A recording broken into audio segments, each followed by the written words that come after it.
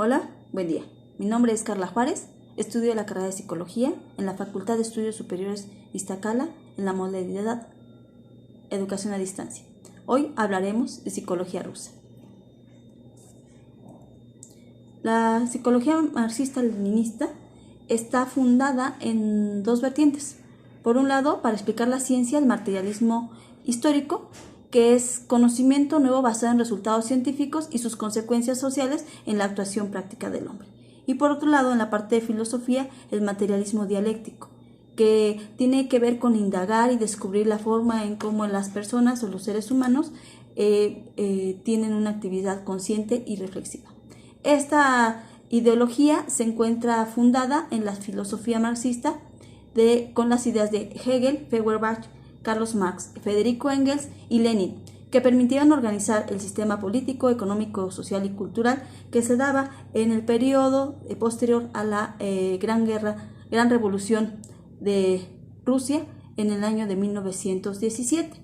Y bueno, estos pensadores pues, que permitieron trasladar o entender a la psicología en su conformación teórica.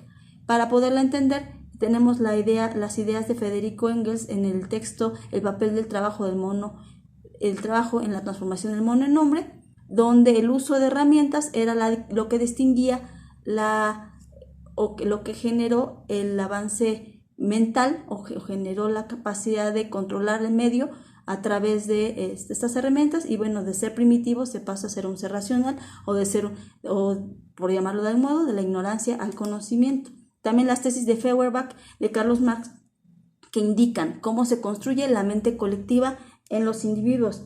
Y otro texto más es el de la araña y la abeja en el Capital, que nos comenta que la distinción entre los animales y los seres humanos o la actividad humana es la proyección que se hace del trabajo y cómo esto tiene que ver con los objetos y los medios que utiliza para concretarlo.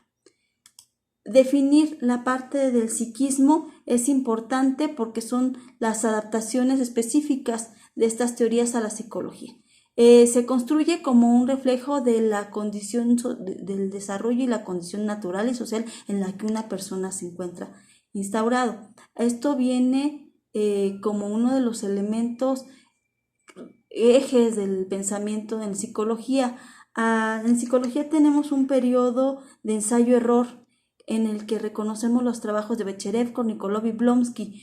En Becherev hablaríamos de la reflexología como uno de los elementos importantes, con una teoría basada más en el mecanicismo del reflejo condicionado y su exposición mediante la conducta. Y bueno, y cómo esta actividad neuropsíquica del cerebro es la que genera la observación objetiva y concreta de la idea de la psiquis. Y bueno, una de las condiciones que acaba con la teoría de la reflexología es que no consideraba los aportes sociales ni la historia en todo este estudio. También tenemos las aplicaciones de Kornikolov en lo que era la reactología, que servía para medir la fuerza y la forma de una reacción, las jerarquizaba y las medía con instrumentos, y bueno, consideraba que el único medio para controlar estas reacciones era la educación y el cambio social. Su teoría fue un tanto ecléctica porque hacía la suma de la psicología objetiva, lo que él denominaba la tesis, y después sumaba a esto como contraposición la teoría subjetiva, y que lo que denominaba antítesis, para llegar a una síntesis que no podía explicar más que en términos de reacciones. Y bueno, posteriormente tenemos a Blonsky. Blonsky trató su estudio en términos de educación. Sus aportaciones son importantes porque hablaba de una condición genética, social, pero el uso de test mentales y cuestionarios fue lo que llevó a que le reconvinieran mucho su trabajo, porque se asemejaba a elegir a las personas en un término como se denominaba socialista. Y bueno, en términos capitalista y no así socialista, que era el bien común, hablaba de personalidad y de condiciones particulares de los individuos. Aquí vamos a seguir con los trabajos ya para el año de 1930 de Vygotsky, quien considera que la psiquis y la actividad, esta actividad era el trabajo del ser humano, se encontraba unida, y explica que la conciencia surge de la actividad histórico-social del ser humano y la regula y se manifiesta en ello. Esta parte es la elemental que genera la teoría histórico-social de Vygotsky. Las aportaciones de Vygotsky a la psicología son muy importantes. Crea la rama de la psicología denominada defectología, que posteriormente sería la neuropsicología, y define la conciencia como un problema de la psicología del comportamiento. Publica libros en términos de psicología pedagógica y retoma las ideas de reflejo condicionado, y aquí recupera que la experiencia tiene 3 tipos de elementos que la nutren. Las históricas, que tienen que ver con las generaciones previas, todo lo que la gente ha aprendido previamente. Las sociales, las que tienen que ver con los pares, con los maestros, con la familia, con la sociedad. La de la doble experiencia es donde las sensaciones, los instintos y los movimientos se vuelven incorpóreos, es decir, se vuelven no tangibles, sino subjetivos, y esa condición le da orden a la conducta y también a lo que es el pensamiento. Y aquí es donde viene a definir lo que son las funciones psicológicas superiores, y bueno, las reconoce como el lenguaje, el pensamiento, el intelecto, la atención, la memoria, y las define a estas funciones psicológicas superiores como un proceso de mediación cultural que gracias a las actividades mediatizadas por instrumentos, hablando de instrumentos en este momento ya como el lenguaje y el trabajo, se vuelven prácticas colectivas.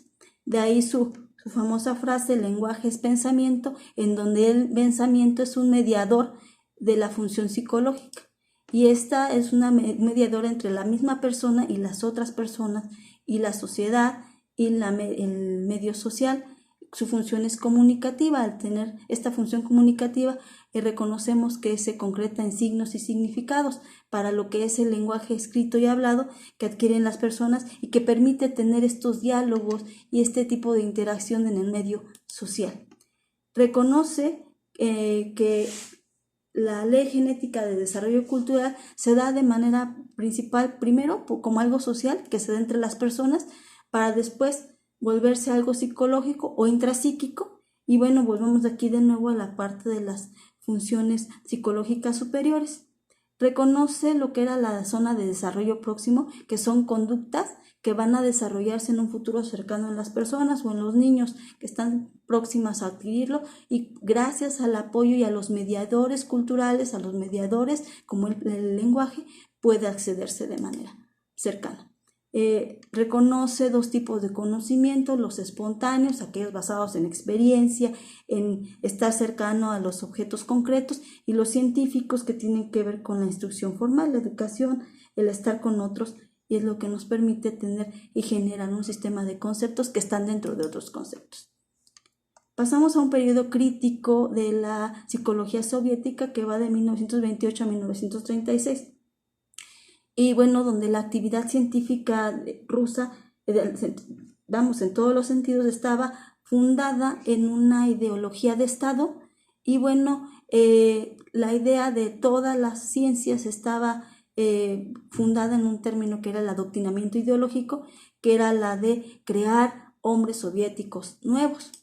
Y bueno, aquí todas las ideas que venían tanto de Vygotsky como de Blonsky se desechan y reconocen a Makarenko como el encargado del Departamento de Instrucción Pública, y la parte de la educación en términos de psicología se sobrepone, ¿no?, la educación a todos los trabajos de psicología. Y bueno, la idea era internalizar las ideas de trabajo y la comunidad, y se incorporan a la personalidad porque era una condición colectiva. Y todo lo que tenía que ver con las condiciones individuales y los vínculos afectivos se desechan. El trabajo de Makarenko se realizó en lugares que se llamaban colonias, y aquí es donde instruye niños que venían sin papás, delincuentes, y la idea era generarlos y formarlos en esta ideología de hombres nuevos rusos. Para el año de 1940, el periodo de la Gran Guerra, nos habla de que después de esta guerra las personas quedaron con muchas heridas, tanto físicas como emocionales, y la función de la psicología era la de la rehabilitación y también sus aportes a lo que era la milicia.